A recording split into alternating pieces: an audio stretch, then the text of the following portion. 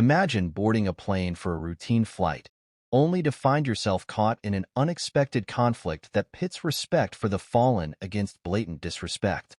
What happens when a passenger openly mocks the memory of a soldier who made the ultimate sacrifice? This story takes you inside a tense flight, where one man's thoughtless actions stir outrage, while a retired airman takes matters into his own hands. But what happens next will leave you questioning not just the man's behavior, but the boundaries of common decency and the consequences of dishonoring the fallen. Stay with us as we unravel the powerful lessons learned from this heartbreaking yet eye-opening incident. You won't want to miss how this story unfolds, because what happened on this plane was far more than just a flight. It was a lesson in respect, sacrifice, and accountability. Ready to find out what happens when disrespect meets its match? Let's dive in. Upon landing, the passenger disregarded the flight crew's order to honor a fallen soldier, stating loudly, "I couldn't care less about it." Little did he know that the person behind him would instantly make him regret uttering such a statement. "Sir, you have to wait." The flight attendant's voice cut through the chaos as the man, tall and rugged, pushed his way to the front of the aisle. "Move," he snapped, his impatience overriding any sense of decorum. But she stood her ground, blocking his path with a firmness that matched his aggression. "This is a sensitive moment. We need to let the fallen soldier be escorted off first," she said. He glared at her, clearly weighing whether to argue. Meanwhile, the other passengers were already on their feet, ignoring the pleas to remain seated. The tension in the cabin thickened as the plane taxied to the gate, and the gravity of the situation was lost on those desperate to leave. As the pilot's voice from the transmitter faded away, the flight attendants reiterated the pilot's request again, their voices firm but respectful. "Ladies and gentlemen, please remain seated. We have a fallen soldier on board, a fallen airman. We ask you to remain seated as we pull into the gate so he can be escorted off the aircraft first." Unfortunately, their words fell on deaf ears. As the plane taxied toward the gate, the passengers' impatience grew. The fallen airman's escort, two somber-faced military officers, headed for the door, and that was when things began to take a wild turn. In a matter of seconds, most of the passengers got on their feet and followed suit, ignoring the plea to remain seated. Among them was a man who had been fidgeting in his seat since takeoff from Phoenix. The man was tall, had a rugged jawline, and appeared to be in his late 40s. He stood at the forefront of the aisle, waiting next in line behind the fallen airman's escort to disembark. However, before he could rush out, a flight attendant, visibly upset, stopped him in his tracks. "You have to wait, sir," she said firmly and politely. A hint of irritation flashed across his face as he stood face to face with the petite stewardess. Earlier on, he had a run-in with her, and his patience was wearing thin.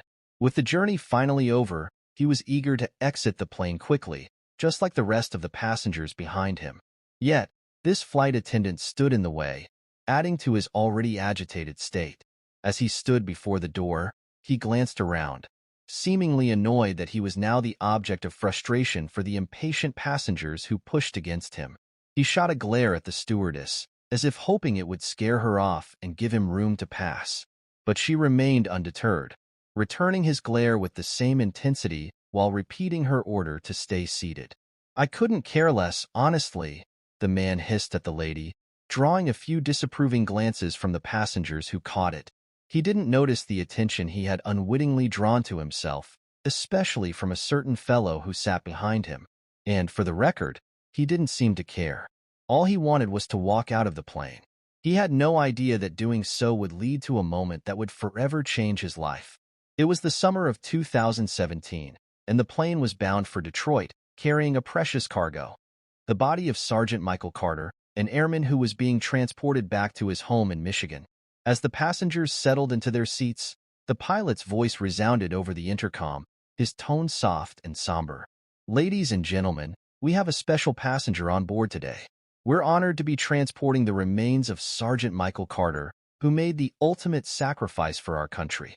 We ask that you all remain respectful and silent during the flight." Sergeant Michael Carter was an airman stationed at Luke Air Force Base in Phoenix. He was born in Lansing, Michigan, and served in the U.S. Air Force for 10 years until he passed away at the age of 28. His family was working on taking him home to Michigan so they could finish the final funeral preparations when unexpected drama was forming in the distance. It's not always the case that fallen soldiers are transported in grand style by cargo or Delta Force planes, as depicted in movies. They can sometimes be flown home on regular commercial planes, with people on board. This was precisely the case for the late sergeant. His family, which consisted of his mother, siblings, and children, Adriana and Aiden, had been waiting for this moment for weeks, their hearts heavy with grief. They had said their goodbyes at the military base, surrounded by Sergeant Carter's fellow soldiers, who blew taps for the last time in his honor. Now, through this trip, they were one step closer to laying their beloved Michael to rest. Sergeant Michael Carter was surrounded by love from everyone. His colleagues in the Air Force, his family, and even the flight crew, who called for a solemn trip. However, not everyone on board shared this love or reverence for the fallen soldier. After the pilot had passed his message across, Mr. Thomas Miller, a passenger in seat 17C, scoffed less than graciously. He found the information a bit unnecessary, as he was eager to get to his destination. Before takeoff, the pilot made another quick announcement about the need to maintain decorum during the trip. With the fallen soldier's family on board and still in mourning, the flight crew wanted to try their best to ensure a smooth experience for everyone on board. Yet, Mr. Miller still didn't share this sentiment, finding the special treatment excessive. The nearly 50-year-old man huffed in annoyance before grumbling under his breath. "What's the big deal? Other people have their own problems to deal with."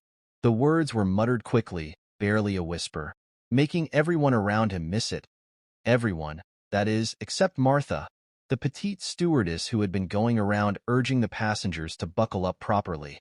A flicker of disgust flashed across her face for a millisecond before she expertly schooled her expression to one befitting of a flight attendant. With a small smile on her face, she urged Mr. Miller to switch off his phone and buckle up. In response, the man grumbled once again, yet did as instructed. For a brief moment, he caught Martha's subtle show of annoyance, but chose to ignore it. He had a 4-hour flight to sit through and wasn't in the mood for drama. Barely after takeoff, once everyone had settled down, the plane's engines roared to life, and the vessel soared through the air. In a matter of minutes, the pilot's voice echoed through the intercom at intervals. Like before, he reiterated his directive for the passengers to honor the late sergeant. However, this time, his messages were for a different kind of tribute. "Ladies and gentlemen, please listen to this announcement. Upon landing, we'll be asking you to remain seated until the body of Sergeant Taylor is respectfully removed from the aircraft." Following this announcement, the flight attendants often repeated the request, their eyes scanning the cabin with solemn determination. It was important that they set the right ambience for the trip, so they went on routine checks around the cabin. Amidst this awe-inspiring scenery, Mr. Thomas Miller grew more disconcerted by the constant reminders. He digested the information with mild annoyance, without putting any effort into hiding his discomfort. His behavior didn't go unnoticed. Martha, who had been keeping a watchful eye on him, sensed his displeasure from a mile away. Quickly, she approached him with a warm smile, eager to determine the source of his discomfort. True to his nature, Mr. Miller wasted no time questioning the need for the constant reminders, citing them as too much and unnecessary. The remark came off as a slight slap to Martha, yet she fought the urge to let annoyance mask her face. "Sir, I understand it may seem repetitive, but we have a lot of passengers on board who may not be paying attention," she explained, gesturing toward some passengers busy with magazines, while others watched movies or laughed at entertaining content on their phones. "We're only trying to create a respectful atmosphere for the family of Sergeant Taylor." Martha hoped her words were sensible enough to appeal to the inconsiderate man, but to her surprise, they didn't seem to have any effect on him. If anything, it only pushed him to utter more insensitive statements.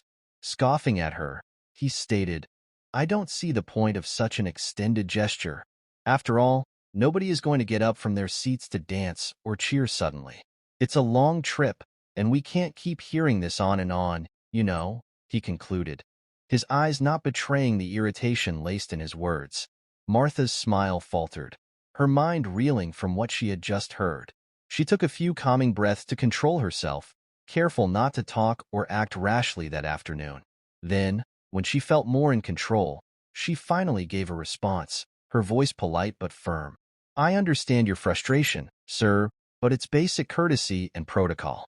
So, please, for the duration of the trip, do well to maintain a nice atmosphere and keep the peace.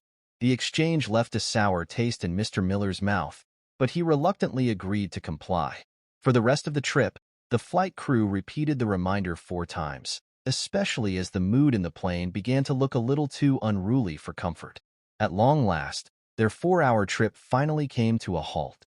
Instead of letting the passengers disembark, Martha stood in Mr. Miller's way. What Mr. Miller hadn't realized was that the flight attendant was also internally fuming. They had been informed countless times during the trip to wait until Sergeant Andre Taylor's body was respectfully removed from the aircraft first. Yet, here she was, trying to tame an arrogant man and a bunch of insensitive passengers who stood behind him. As if that wasn't enough disrespect, the man downplayed the sacredness of the entire display, stating he couldn't care less about it. His choice of words irked Martha more than she could admit. From the few glances she saw several passengers shoot at Mr. Miller, she could tell that they shared her sentiments.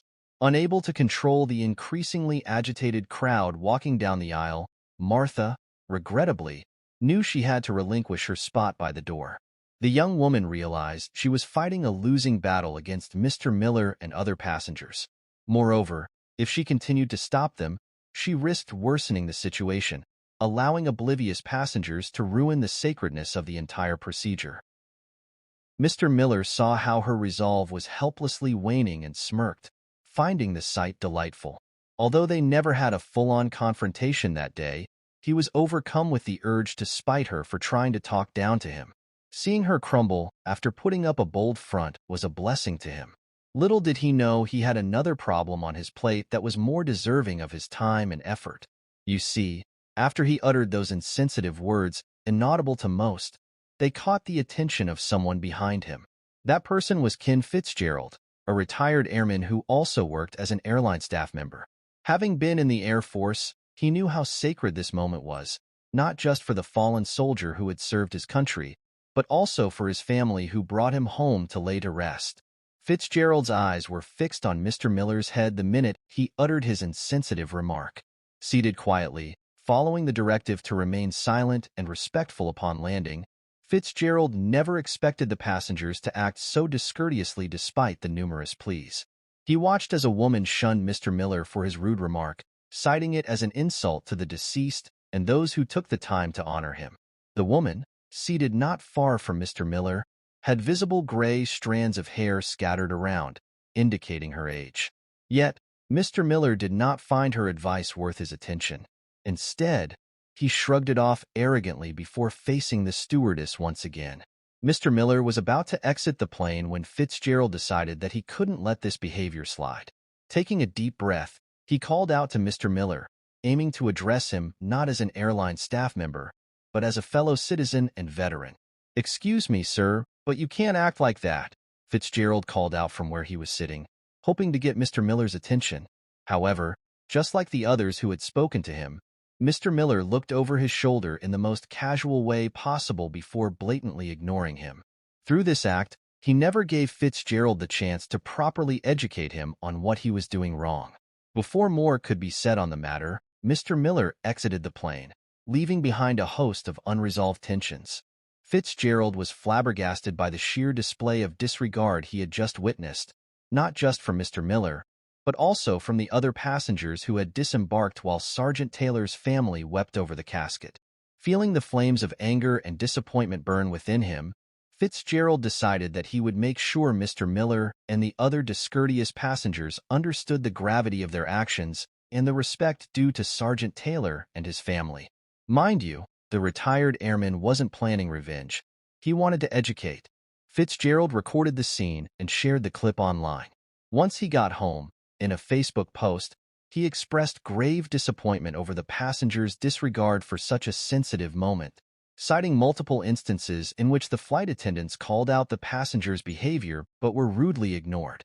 In one instance, he recounted how a flight attendant behind him urged two departing passengers that, If they didn't have the courtesy to stay seated, they should at least stop laughing as they walked down the aisle. In a follow-up video post, Fitzgerald divulged that only he, a flight attendant, an off-duty pilot, and the Delta Airlines flight crew remained seated until Sergeant Taylor's coffin was loaded into a hearse. "I couldn't believe what I was seeing," he said, his tone conveying the bitterness he had felt earlier that day. "I talked to the flight attendant sitting behind me, and we were questioning whether we missed something in the flight crew's instructions." Fitzgerald also expressed that, although he found the situation appalling, he could understand that some passengers were simply ignorant of its gravity. They had flown for close to 4 hours, so some passengers might have needed a break to stretch and step onto solid ground. He cited one woman with arthritis, who needed to stand, as a valid example, stating he completely understood her urgent need to disembark the plane. Likewise, he understood that there could have been a list of other valid reasons why the passengers wanted to leave so quickly. Perhaps some had connecting flights to catch, medical or personal matters to attend to, or maybe they thought it was okay to get off the plane after the military escorts departed. Those could have been good enough reasons for their discourteous behavior that day, but were they excusable? Since it's not every day that one travels with the casket of a fallen soldier, not everyone could have been familiar with the formalities of honoring them. However, no matter how much one could sugarcoat it, the apparent lack of courtesy still stuck out like a sore thumb on this particular flight. There had been instances in the past where passengers received their first-time experience traveling with a fallen soldier. In fact, a similar case occurred about 4 years earlier when the remains of a deceased U.S. Army soldier were on board a Delta flight from Atlanta to Los Angeles. On that plane, passengers showed the utmost respect for the deceased and his family, with some getting emotional in the process. With such an example existing in contrast, it was difficult to excuse this particular Phoenix-Detroit flight. In conclusion, the retired airman reiterated his disappointment with the passengers that day, repeating that he shared his videos to educate those who were not aware of proper customs and courtesies. No matter how spoon-fed the instructions were on this flight, the passengers seemed to ignore them. Fitzgerald's post went viral within minutes, catching the attention of various news outlets and bloggers, who bemoaned the lack of respect and civility displayed by passengers at airports. Quickly, they helped to disseminate the lessons Fitzgerald was trying to share. In addition to the media and military communities, a well-known corporate company also found the video enlightening. This led to an interesting, life-changing decision for some of the passengers on board, especially Mr. Thomas Miller, who was on a business trip for said company. Following a thorough review of eyewitness statements and evidence regarding Mr. Miller's behavior, the company took swift action against their employee. First, they revoked his frequent flyer privileges, demoting his employee status, pending a comprehensive review of his case. Furthermore, the company mandated that Mr. Miller attend sensitivity training and take a course on respecting military personnel and their families. Failure to comply with this ruling would result in severe consequences, including a 6-month temporary suspension or permanent termination. Although this part of the incident wasn't disclosed to the general public, only the flight crew, including Fitzgerald and Martha, got wind of it. The news came as a relief to them, as it signaled that Mr. Miller would not be in their hair anytime soon. With the dust settling, the flight crew went about their duties, putting the sad event behind them. Despite the outrage it sparked, there was a silver lining in the process. Sergeant Taylor's family received immense support from people who sympathized with them. "I was saddened by the disrespect people displayed on the plane that day, but now I'm just so overwhelmed by the love and support my brother and family have received because of that disrespect," the fallen soldier's sister, Tiffany Dobson, told Fitzgerald. "It has really helped my family get through this hard time." For what it's worth, the passengers' actions opened streams of endless outpourings of emotion like never before in Sergeant Taylor's home. What an enlightening story. There are several lessons from this event for us to take home. First, always respect the dead, regardless of your emotions or circumstances, even if you're having a bad day. Second, honor our fallen soldiers who have paid the ultimate sacrifice for our freedom. And most importantly, refrain from making insensitive remarks about veterans in public, as it can have severe consequences, especially when there's a retired soldier around. Unfortunately, Mr. Thomas Miller learned these lessons the hard way. Do you think the punishments meted out to him were too much, or not nearly enough? Also, What are your thoughts on Fitzgerald's message about airplane etiquette? Let us know in the comments below. We learn every day, and through this event, we hope you learned something today. This story is a powerful reminder of the importance of respect, especially in the most difficult of times. While the actions of some passengers caused heartbreak and frustration, the overwhelming support for Sergeant Taylor's family shows the incredible power of kindness and understanding. If this story moved you, don't forget to like, subscribe, and hit the bell so you never miss out on more stories that inspire, challenge, and make us reflect on the way we treat others. We'd love to hear your thoughts. Drop a comment below and let us know what you think about the lessons shared today.